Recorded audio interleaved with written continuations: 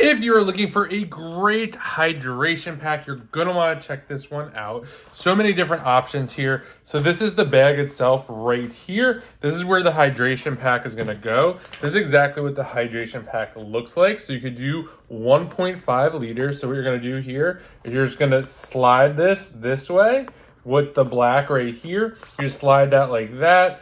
Fill this up. You see you have the 1.5 liter mark here, and then you're going to seal it back up. The seal holds really, really well, which is great. Super, super easy. And then you're just going to pop that right into here and then run that hose around so you could get it.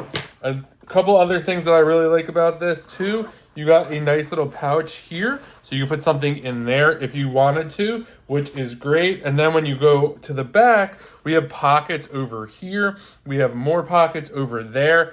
Really got a lot of space for cell phones, for headphones, for whatever you need. And then of course you got these adjustable straps so you could put it on. So if you're looking for a great hydration pack for running or whatever you're doing outside, definitely check this out. And a huge thanks to the brand for sending this over so I could do this review.